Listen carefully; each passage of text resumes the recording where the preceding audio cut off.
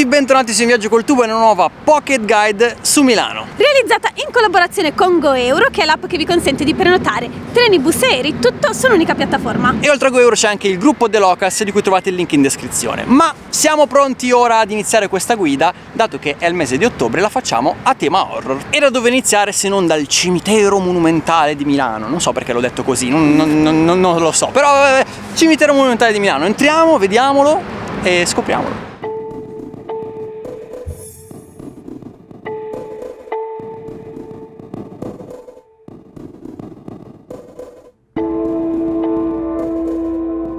Questo cimitero è stato costruito tra il 1864 e il 1866. Al suo interno ci sono lapidi decorate da bellissime sculture in diversi stili, dal classico al bizantino al Liberty, che rendono questo cimitero una sorta di museo a cielo aperto.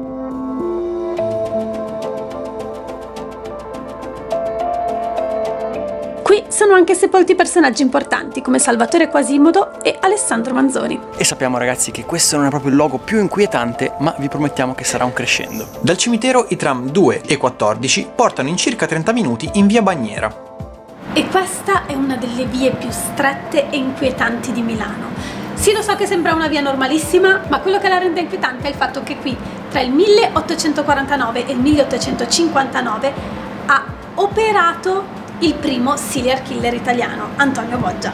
E questo apparentemente tranquillo signore attirava le proprie vittime nella sua cantina, che dava proprio sulla via, e le uccideva a colpi di accetta, per poi smembrarle e rubare i loro averi.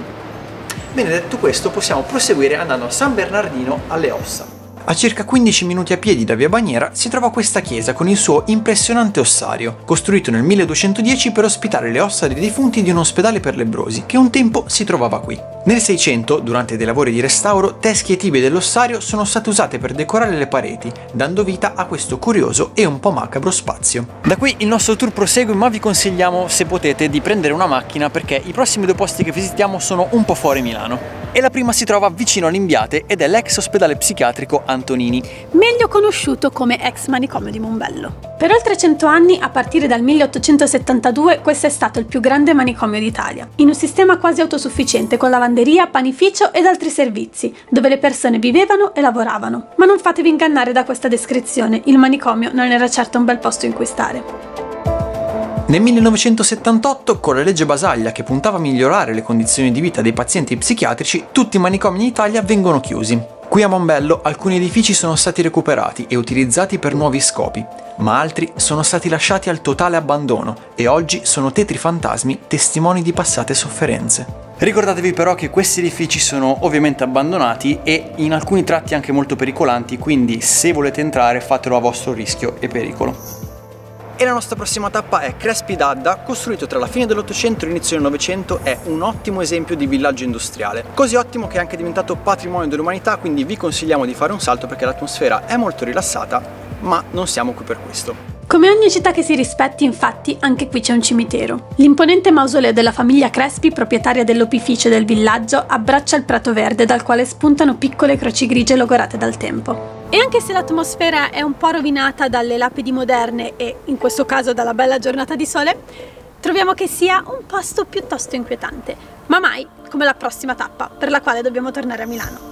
A pochi passi dalla stazione di Milano Certosa si trova la Casa Maledetta. Questa è un'esperienza che non vogliamo vivere da soli, quindi arriviamo con un nutrito gruppo di amici, suoniamo il campanello,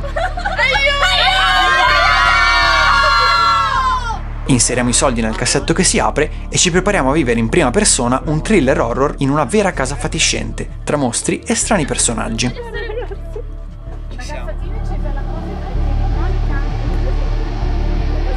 Ragazzi, ci siamo, abbiamo lasciato la macchina fuori, sta piovendo, abbiamo trovato questa casa e stiamo per entrare, quindi entriamo.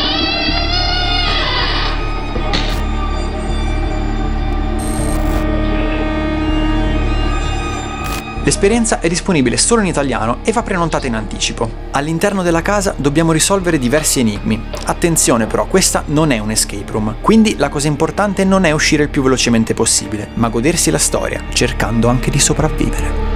Pronto? No, no signora, signora!